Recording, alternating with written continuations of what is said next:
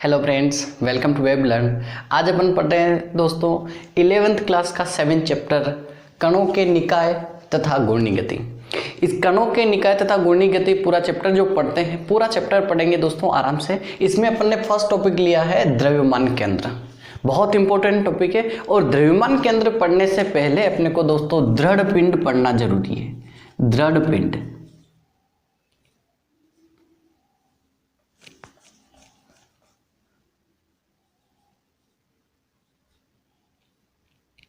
दोस्तों, दृढ़ पिंड क्या होता है? इसको रिजिड बॉडी भी कहा जाता है। क्या कहा जाता है? Rigid body. रिजिड बॉडी भी कहा जाता है। अब रिजिड बॉडी या दृढ़ पिंड है क्या? दृढ़ पिंड शब्द से ही पता चल रहा है दोस्तों कि ये एक ऐसा पिंड है जिसके ऊपर बल लगाया जाए तो उसके कणों में कोई अंतर नहीं आता है। अर्थात यहाँ पे कोई, जैसे कोई भी एक ठोस हो गया, इस ठोस के अंदर बहुत सारे अणु और परमाणु होते हैं। दोस्तों, ठोसों में क्या होते हैं? अणु और परमाणु होते हैं और उन अणु और परमाणुओं के बीच की स्थिति क्या होती है? निश्चित होती है। ठोसों के अंदर अणु तथा परमाणुओं के बीच की दूरी निश्चित होती है, बदली नहीं जा सकती। जैसे एक ये मार्कर है, ये मार्कर है, ये एक ठोस है। यहां पे मैं इधर से फोर्स लगाऊंगा दोस्तों तो ये इधर चला जाएगा, परंतु इनके बीच जो अणु परमाणु है इनकी आकृति में कोई परिवर्तन नहीं आएगा। अर्थात अणु परमाणु में कोई परिवर्तन नहीं आता है। तो दृढ़ पिंड की अपन डेफिनेशन क्या लिख सकते हैं? रिजिड बॉडी की क्या लिख सकते हैं दोस्तों? प्रकृति में वह पिंड जिनके ऊपर बल लगाने पर उनके अंदर स्थित कणों में या अणु परमाणु में की स्थिति में कोई परिवर्तन नहीं आए, दोस्तों दृढ़ पिंड कहलाता है। अब दोस्तों अगर सही से बात की जाए तो दृढ़ पिंड प्रकृति के अंदर एक भी नहीं है। कुछ न कुछ परिवर्तन तो आ ही जाता है, लेकिन फिर भी माना गया है कि बाहर अपने को दिखने पर आकार में परिवर्तन नहीं आए तो उन्हें दृढ़ पिंड कहते हैं और आदर्श पिंड कहलाता है वो। दृढ़ पिंड की बात खत्म हो गई। दृढ़ पिंड, अब अपने को पढ़ना है दोस्तों द्रव्यमान केंद्र। द्रव्यमान केंद्र क्या होता है? अब जैसे जिस प्रकार से अपन ने दृढ़ पिंड की डेफिनेशन बोली है, समझा है, उसी को लिखना है। एक बार और मैं बोल देता हूं, उसको आप लिख लेना दोस्तों। प्रकृति के अंदर ऐसे पिंड या ऐसे पदार्थ जिनके ऊपर बाहरी बल लगाने पर भी उन पदार्थों के अंदर अणु तथा परमाणु या कणों की स्थिति में कोई परिवर्तन नहीं हो, दोस्तों दृढ़ पिंड कहलाते हैं। बात क्लियर है? ये लिख लेना दोस्तों। अब उसके बाद आता है द्रव्यमान केंद्र। द्रव्यमान केंद्र क्या होता है? नाम से ही पता चल रहा है। जैसे मेरे पास एक कोई भी नोटबुक है, ये मान लेते हैं दोस्तों, ये मेरे पास एक नोटबुक है, इसका मुझे द्रव्यमान केंद्र पता करना है। अपन क्लासों के अंदर भी अक्सर प्रैक्टिकल करते हैं दोस्तों, ऐसे करने की कोशिश करते हैं और ये जिस पॉइंट पर ये बुक रुक जाए, जैसे ये एकदम स्ट्रेट रुका है तो मेरी जो उंगली का ये जो पॉइंट है दोस्तों, ये क्या है? अपन ऐसे घुमाने की कोशिश करते हैं और घुमाते भी हैं, ये द्रव्यमान केंद्र है। मतलब इस बिंदु के ऊपर इस कॉपी का पूरा द्रव्यमान क्या है? केंद्रित तो मान लिया गया है, बैलेंस से मान लिया गया है, तो इसे द्रव्यमान केंद्र कहते हैं। इसको परिभाषा के रूप में कैसे बना सकते हैं दोस्तों? किसी भी वस्तु का द्रव्यमान केंद्र वह बिंदु है जहां पर उस वस्तु का या पिंड का संपूर्ण द्रव्यमान केंद्रित माना जा सकता है, द्रव्यमान केंद्र कहलाता है। एक बार और बोल देते हैं, द्रव्यमान केंद्र किसे कहते हैं दोस्तों? किसी भी वस्तु या पिंड का वह बिंदु जहां पर उस वस्तु का समस्त द्रव्यमान केंद्रित मान लिया जाए तो उसे द्रव्यमान केंद्र कहते हैं। दोस्तों द्रव्यमान केंद्र अपन मान रहे हैं, आवश्यकता नहीं है कि वही द्रव्यमान केंद्र हो भी सकता है और नहीं भी हो सकता है। अपन तो मान रहे हैं कि वह बिंदु जहां पर वस्तु का या पिंड का संपूर्ण द्रव्यमान केंद्रित माना जाए, द्रव्यमान केंद्र कहलाता है दोस्तों। अब द्रव्यमान केंद्र का अपने को ज्ञात करना है फॉर्मूला। ये दृढ़ पिंड है, इसके बारे में आपने लिख लिया है, इसको मिटा देता हूं। द्रव्यमान केंद्र जो है, इसको आपने परिभाषा लिख ली होगी। एक और इसकी परिभाषा होती है, द्रव्यमान केंद्र का मान, किसी वस्तु या पिंड पर द्रव्यमान केंद्र का मान उस वस्तु या पिंड में कणों के ये कोई कण है, इसके अंदर अनंत, कोई भी पिंड है इसके अंदर अनंत कण है, इसके द्रव्यमान अगुणों के योग के बराबर होता है। किसी भी पिंड का या पदार्थ का द्रव्यमान केंद्र का मान उस पिंड में उपस्थित कणों के द्रव्यमान अगुणों के योग के बराबर होता है। अब यहां पे एक और बात आ गई है कि द्रव्यमान आगुण क्या होता है। द्रव्यमान आगुण दोस्तों बड़ी अच्छी बातें हैं, सरलता से अपन समझेंगे तो बड़े अच्छे तरीके से समझ में आएगा। द्रव्यमान आगुण क्या होता है। द्रव्यमान आगुण को समझने से पहले मैं बल आगुण समझाता हूं। बल आगुण क्योंकि आप इससे पहले के चैप्टर में पढ़े होंगे बल आगुण। दोस्तों बल आगुण क्या होता है। बल तथा आगुण भुजा का गुणनफल बल आगुण कहलाता है। अर्थात बल को अपन क्या लिखते हैं, F, और आगुण भुजा मान लेते, कोई भी भुजा है, कोई भी अक्ष है तो x भी मान सकते हैं, r भी मान सकते हैं, y भी, ये आगुण भुजा है। कुल मिलाकर बल और आगुण भुजा का गुणनफल बल आगुण कहलाता है। उसी तरीके से द्रव्यमान आगुण क्या कहलाता है। द्रव्यमान तथा आगुण भुजा का गुणनफल द्रव्यमान आगुण कहलाता है। बड़ा इजी है। अब दोस्तों अपन क्या पढ़ने वाले हैं, द्रव्यमान केंद्र का फॉर्मूला निकालना है। तो द्रव्यमान केंद्र का फॉर्मूला दो तरीके से निकाल सकते हैं। अपन इस चैप्टर में दोस्तों दो तरीके से द्रव्यमान केंद्र का फॉर्मूला निकालेंगे। जिस तरीके से आपको अच्छा समझ में आए वो ध्यान रखना है और वही परीक्षा के अंदर लिखना है। दोस्तों शुरू करते हैं द्विकर्ण निकाय का द्रव्यमान केंद्र।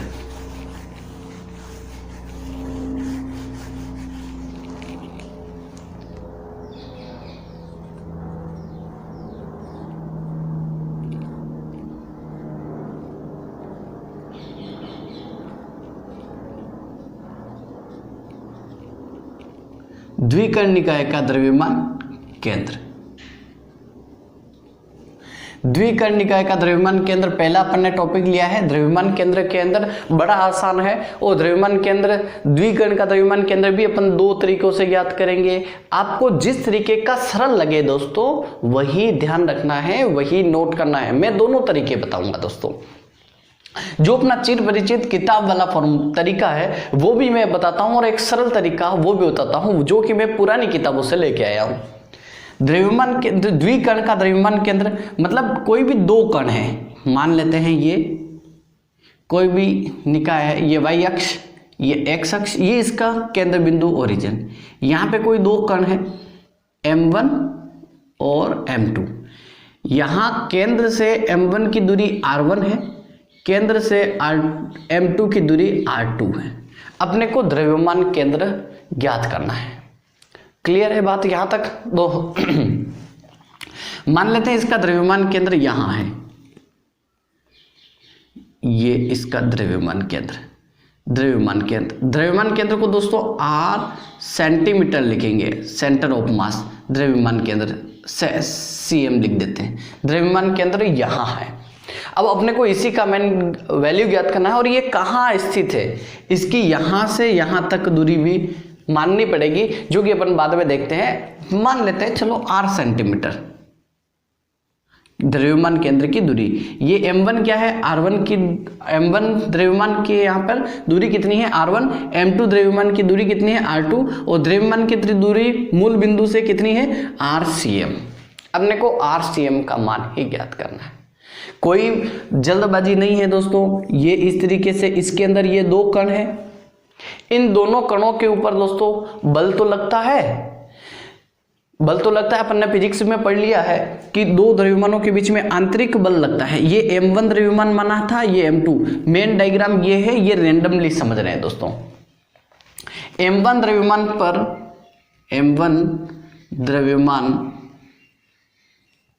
पर आंतरिक बल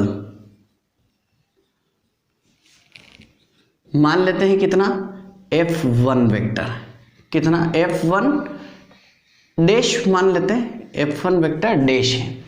और इसके ऊपर बाहर से भी अपन क्या कर रहे हैं, बल लगाने की कोशिश कर रहे हैं, दृढ़ पिंड है इसलिए। तो m1 द्रव्यमान पर ही बाह्य बल कितना, ये अपन मान रहे हैं दोस्तों, F1 डबल डैश वेक्टर। यहां तक बात क्लियर है। F1 डैश वेक्टर M2 के कारण M1 पर लग रहा है, और बाहर बल जो अपन लगा रहे हैं वो कितना मान लिया, F1 डबल डैश। तो यहां पर M1 द्रव्यमान पर कुल बल कितना लगेगा दोस्तों, कुल बल F1 vector is equal to F1 dash plus F1 double dash vector. यहां तक मेरे को लगता है कोई प्रॉब्लम नहीं आना चाहिए। अगर प्रॉब्लम लगे तो चिंता की आवश्यकता ही नहीं है, बड़ा सरल तरीका मैंने एक और बनाया हुआ है, उससे समझेंगे दोस्तों, लेकिन समझना जरूरी है, ये इतना टफ भी नहीं है। F1 वेक्टर अपने पास आ गया है, और अपन ने क्या पढ़ रखा है दोस्तों, न्यूटन के लिए, न्यूटन ने गति का दूसरा नियम क्या लिया था, संवेग में परिवर्तन की दर उस पर लगने वाले बल के समानुपाती होती है। तो M1 द्रव्यमान के लिए न्यूटन के द्वितीय नियम से,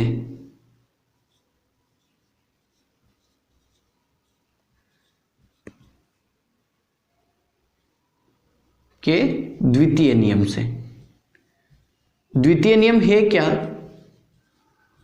F is equal to dP upon dt, ये न्यूटन का द्वितीय नियम है दोस्तों। अब अपन किसकी बात कर रहे हैं, किसके संवेग में परिवर्तन की दर की बात कर रहे हैं, M1 की। तो संवेग किसका होगा, M1 का, इसलिए फर्स्ट लिख दिया। उसके बाद कौन सा बल लग रहा है, F1 बल लग रहा है, ये F1 वेक्टर। यहां तक कोई दिक्कत नहीं, समीकरण नंबर 1। और F1 वेक्टर को ही यहां पे F1 वेक्टर कुल वैल्यू कितनी है दोस्तों, ये कुल वैल्यू है F1 dash plus F1 double dash vector. कोई प्रॉब्लम वाली बात नहीं है, ये आ गया अपना इक्वेशन 1। यहां तक कोई प्रॉब्लम नहीं। दूसरी बात, अब M2 के ऊपर भी तो M1 बल लग रहा होगा, M1 के कारण M2 पर बल, सेम ये की ये लाइनें, सेम ये की लाइनें क्या लिखनी है, यहां पे आपको लिखना है दोस्तों, M2 द्रव्यमान पर आंतरिक बल F2 डैश वेक्टर, क्योंकि इसको अपन ने 2 लिया है, M2 द्रव्यमान पर बाह्य बल F2 डबल डैश वेक्टर। फिर ये लाइन लिखनी है, M2 द्रव्यमान पर कुल बल F2 vector is equal to F2 dash plus F2 double dash vector. कोई प्रॉब्लम नहीं। इसी प्रकार अब न्यूटन के द्वितीय नियम से क्या होगा, इसी प्रकार M2 द्रव्यमान पर कुल बल कितना होगा, F2 vector is equal to F2 dash vector plus F2 double dash vector. और न्यूटन के द्वितीय नियम से क्या आ जाएगा दोस्तों, ये F2 dash vector plus F2 double dash vector is equal to F2 vector, इसी को तो अपने F2 वेक्टर लिया है, is equal to dP2 upon dt, समीकरण नंबर 2।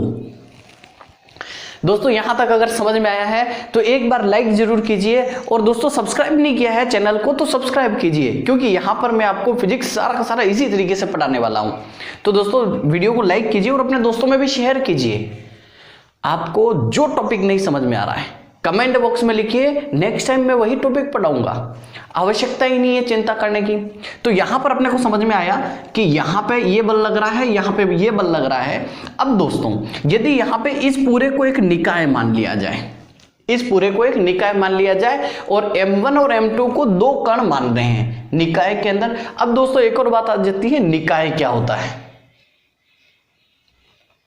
निकाय क्या होता है। निकाय के अंदर मैंने पहली क्लासों में भी समझाया है, निकाय क्या है, एक पूरा बॉक्स है जिसका वातावरण निश्चित है, कोई परिवर्तन नहीं आता है उसके अंदर, निकाय कहलाता है दोस्तों, सिस्टम कहलाता है। कोई घबराने वाली बात नहीं है। पूरे वातावरण के अंदर एक ऐसा बॉक्स या पर्टिकुलर एक ऐसा एरिया जहां पर कोई परिवर्तन नहीं हो, क्या कहलाता है, निकाय कहलाता है। निकाय है दोस्तों, ये पूरा का पूरा एक निकाय मान लिया जाए तो निकाय पर कुल बल कितना लग रहा है, कुल बल कहां पर, निकाय पर। और कौन सा निकाय है, द्विकर्ण निकाय, यहां पे लिख सकते हैं द्विकर्ण निकाय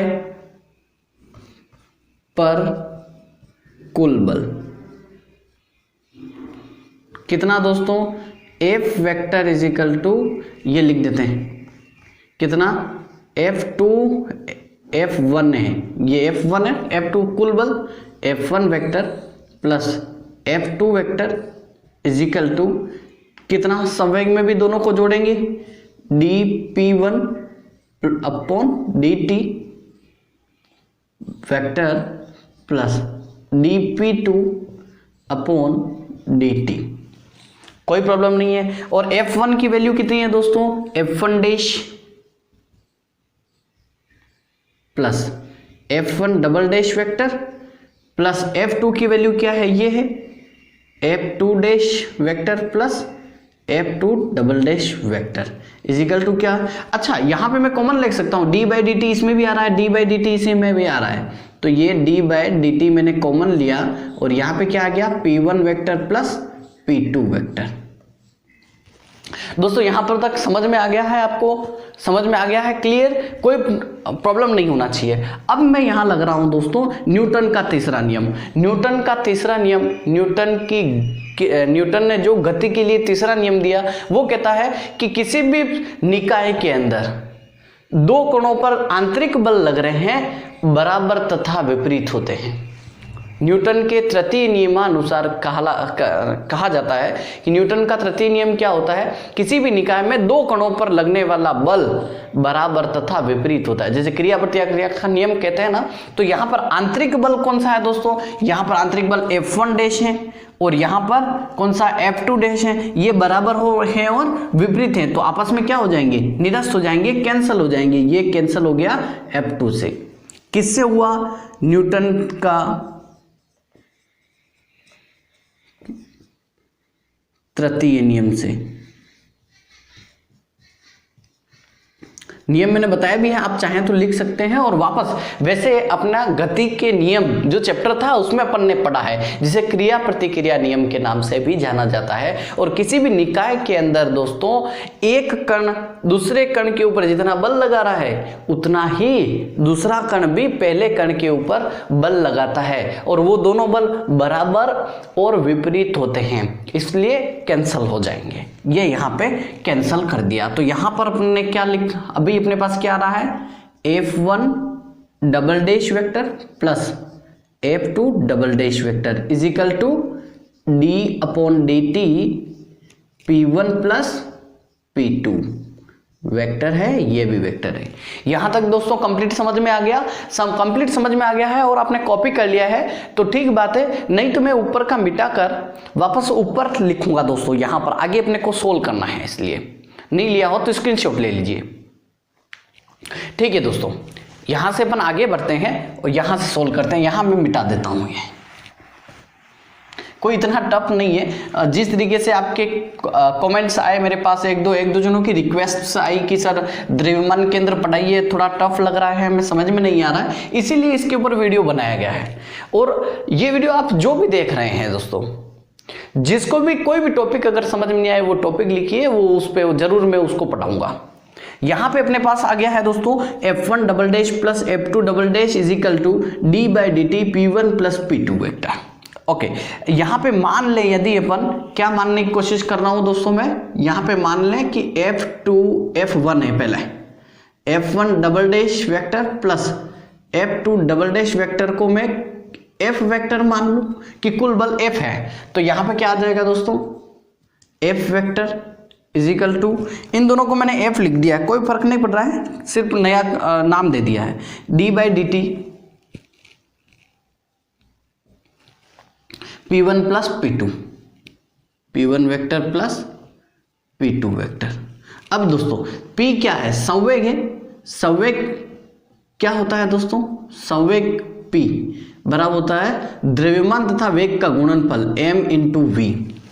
तो यहाँ पे P की जगह पे m वैल्यू लिख दो दोस्तों। यहाँ पे एक P vector is equal to d by D T, और P1 की वैल्यू क्या है दोस्तों, P1 किसका है, m1 द्रव्यमान का, तो यहाँ पे अपन लिखेंगे m1 v1 वेक्टर प्लस यहाँ पे m2 v2 वेक्टर।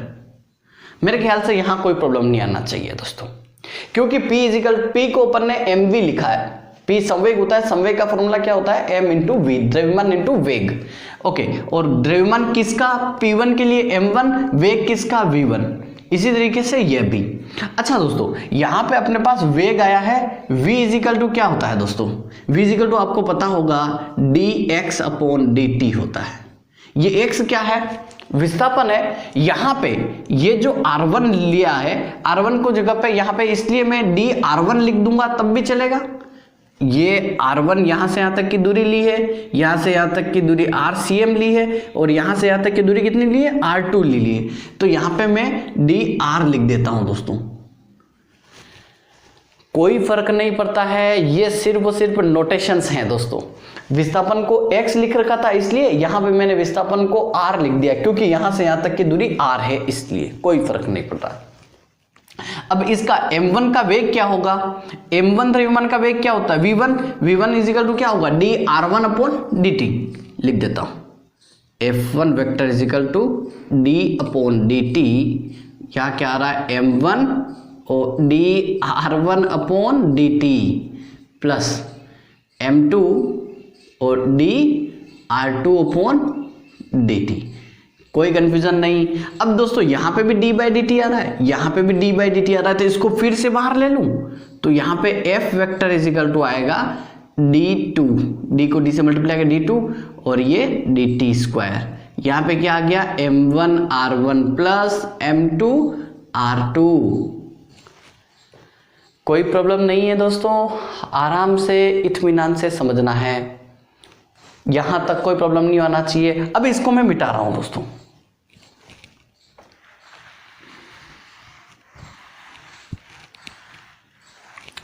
अगर एक बार में समझ में नहीं आया तो दूसरी बार देखिए, 100% समझ में आ जाएगा। तो यहां पे अपने पास क्या आ रहा है दोस्तों, अब मैं क्या करना चाह रहा हूं, दो कण है, इसलिए m1 RHS में समीकरण के RHS में राइट हैंड में, ये LHS है, ये RHS में m1 प्लस m2 का गुणा और भाग करना चाह रहा हूं, गुणा व भाग करने पर। दोस्तों एक बात मैं आपको बता दूं, मैथ्स के अंदर आता है कि किसी भी समीकरण में समान संख्या का गुणा और भाग कर दो तो उस समीकरण के ऊपर कोई फर्क नहीं पड़ता है। मैं यहाँ पे किसका कर रहा हूँ, m1 प्लस m2 का, तो यहाँ पे आ जाएगा f vector is equal to d2 by dt square, और ये क्या आ गया अपने पास, m1 r1 plus m2 r2, ये तो अपने पास पहले से ही था। इसके अंदर भाग किसका देना है, m1 प्लस m2 का, और यहाँ पे किससे मल्टीप्लाई करना है, m1 प्लस m2 से मल्टीप्लाई करना है, तब जाके तो कोई फर्क नहीं पड़ेगा। अब दोस्तों यहाँ ये जो टर्म नहीं आई है ना, ये टर्म, इसी को द्रव्यमान केंद्र कहते हैं। क्या ये, इसको यदि एक कांस्टेंट मान लिया जाए तो इसको लिखेंगे दोस्तों r vector cm centre of mass is equal to m1 r1 plus m2 r2 upon m1 plus m2। ये द्विकर्णिकाय के द्रव्यमान केंद्र का सूत्र है दोस्तों। यहाँ कंप्लीट आपको समझ में आ गया। तो अब दूसरे समीकरण का क्या हो जो अपन ने सोल्व किया है, तो इसको दोस्तों क्या हो रहा है, इसको अपन ने r वेक्टर RCM लिखा है, तो ये यहाँ आगे सोल्व कर रहा हूँ, f vector is equal to d2 upon dt square r vector cm into ये क्या है m1 प्लस m2। ये m1 प्लस m2 क्या है, दोनों कणों के द्रव्यमान का योग है। दोनों कणों के द्रव्यमानों को योग का अगर कैपिटल M लिख दूं, मैं क्या लिखना चाह रहा हूं, ये यहां लिख देता हूं m1 plus m2 is equal to capital M लिख दूं, तो यहां पे मेरे पास क्या आ जाएगा, f vector is equal to d2 upon dt square r vector cm into capital M। कोई दिक्कत दोस्तों नहीं। अब यहां पर देखिए, यहां सोल्व कर लेता हूं, यहां जगह नहीं है अपने पास, तो मैं फिर से वेलोसिटी के फॉर्मूले के पास जाना चाह रहा हूं। v इजिकल टू क्या होता है दोस्तों, v is equal to D R upon D T, और त्वरण क्या होता है, a is equal to D V upon D T होता है दोस्तों। v की जगह पे v की वैल्यू लिखेंगे तो क्या आ जाएगा, d अपॉन डी टी, और ये आ रहा है v की वैल्यू क्या है, यहां से वैल्यू लिखेंगे तो D R upon D T. कोई कंफ्यूजन नहीं है। आगे देखिए ध्यान से समझना, यहाँ क्या करना चाह रहा हूं मैं, यहां इसको सोल्व करेंगे तो d को d से मल्टीप्लाई करेंगे तो डी स्क्वायर, और इसको इससे मल्टीप्लाई करेंगे तो डी टी स्क्वायर, और ये r का r। बात समझ में आई। यहां पे इसका मतलब ये है कि d2r upon D T square को मैं क्या लिख सकता हूं, a त्वरण लिख सकता हूं। तो यहां पे मेरे पास ये फॉर्मूला क्या बन जाएगा, ये बनेगा f वेक्टर इजिकल टू, ये क्या है, a है, a vector into m। f is equal to क्या होता है, m है। अपन ने किसको सोल्व किया था, स्टार्टिंग में जब अपन देखेंगे तो अपन ने किसको सोल्व किया था, न्यूटन का द्वितीय नियम शुरू किया था कि किसी भी वस्तु पर लगने वाला बल उसके संवेग में परिवर्तन की दर के समानुपाती होता है। और उसका फॉर्मूला लास्ट में क्या आता है, न्यूटन की गति का द्वितीय नियम क्या कहता है, F is equal to M A. और ये पे भी तो F, यहाँ पे भी तो F is equal to M A ही आया है, मतलब r वेक्टर सेंटीमीटर का फॉर्मूला ये है, मतलब द्रव्यमान केंद्र का फॉर्मूला ये है। दोस्तों समझ में आया होगा आपको, निश्चित तौर पर समझ में आया होगा। और अगर नहीं समझ में आया है तो मैं एक और तरीके से ये पूरा का पूरा सोल्व कर रहा हूं, चिंता नहीं करनी है दोस्तों। ओके, अब अपन इसको दूसरे तरीके से सोल्व करते हैं। दूसरे तरीके से किस प्रकार, बड़े आराम से, एकदम इजी वाला है। द्रव्यमान आघूर्ण के बारे में आपने पढ़ा, द्रव्यमान आघूर्ण क्या होता है दोस्तों, द्रव्यमान इंटू दूरी का गुणनफल। बात क्लियर है। इस m1 द्रव्यमान का द्रव्यमान आघूर्ण क्या होगा, m1 द्रव्यमान का द्रव्यमान आघूर्ण, बड़ा इजी है ये तो, शॉर्ट में 2 मिनट में निपट जाएगा। m1 का यहां पे द्रव्यमान कितना है, m1, और आघूर्ण भुजा कितनी है, r1, ये r1। कोई दिक्कत नहीं है दोस्तों, यहां पे r1 वेक्टर। इसी तरीके से m2 द्रव्यमान का द्रव्यमान आघूर्ण कितना होगा, m2 r2 वेक्टर। कोई दिक्कत नहीं है। ओके, अब दोस्तों यहां पर बात आ रही है, ये m1 द्रव्यमान है, यहां ये m2 द्रव्यमान है। अब द्रव्यमान केंद्र का निकालना है अपने को, और द्रव्यमान केंद्र कहां पर स्थित है वो ध्यान निकालना है। तो यहां पर द्रव्यमान कितना होगा, यहां पर m1 है, यहां पर m2 है, तो यहां पर द्रव्यमान कितना होगा दोस्तों, दोनों का योग के बराबर नहीं होगा, दोनों के योग के बराबर होगा, दोनों के योग के बराबर होगा। तो द्रव्यमान केंद्र का फॉर्मूला फिर निकलेगा, द्रव्यमान केंद्र जहां पर अपन ने माना है द्रव्यमान केंद्र का द्रव्यमान आघूर्ण,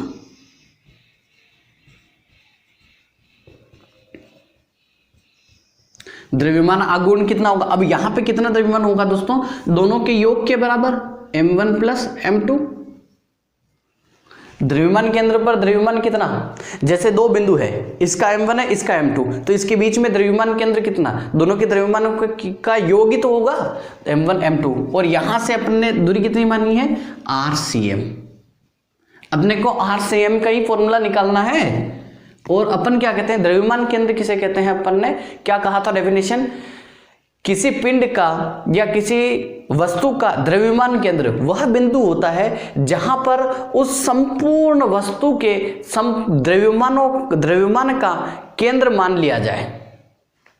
एक बार और, किसी वस्तु का द्रव्यमान केंद्र वह बिंदु है जहां पर उस वस्तु के संपूर्ण द्रव्यमान को केंद्रित मान लिया जाए, द्रव्यमान केंद्र कहलाता है। इसको दूसरी लैंग्वेज में दोस्तों अपन ने क्या कहा है, ये कहा है कि उस वस्तु के अंदर जितने भी कण हैं उन कणों के जो द्रव्यमान आघूर्ण है उनका योग उनके द्रव्यमान केंद्र के आघूर्ण के बराबर होता है या द्रव्यमान केंद्र के बराबर होता है। तो यहां पर क्या आ रहा है, द्रव्यमान आघूर्ण क्या आ रहा है, द्रव्यमान केंद्र का आघूर्ण क्या आ रहा है, RCM m1 plus m2 is equal to m1 कण का कितना है दोस्तों, m1 r1 vector plus m2 r2 vector. बात क्लियर? ये किससे आ रहा है? परिभाषा से। परिभाषा से अपन क्या पढ़ रहे हैं? द्विकर्णिकाय का द्रव्यमान केंद्र पढ़ रहे हैं। अब यहाँ पे आर वेक्टर cm का फॉर्मूला निकालना पड़े तो इसको इधर भेजना पड़ेगा, तो यहाँ पे आ जाएगा m1 r1 vector plus m2 r2 vector upon m1 plus m2। यही तो है द्रव्यमान केंद्र का फॉर्मूला। ये दोनों विधियों से मैंने बताया दोस्तों, ये सरल लगे तो ये कीजिए और पहले वाला सरल लगे तो पहले वाला कीजिए दोस्तों। Choice is yours. दोस्तों समझ में आया है तो वीडियो को लाइक कीजिए और चैनल को सब्सक्राइब करना है दोस्तों। वेब लर्न, मैं पुष्पेंद्र व्यास आपको पढ़ा रहा हूं और आपसे वादा करता हूं कि जो आपको टॉपिक नहीं समझ में आए वो कमेंट बॉक्स में लिखिए, मैं नेक्स्ट टाइम उस टॉपिक को जरूर पढ़ाऊंगा, या जब भी टाइम मिला तो मैं उस टॉपिक को जरूर पढ़ाऊंगा दोस्तों। Thank you.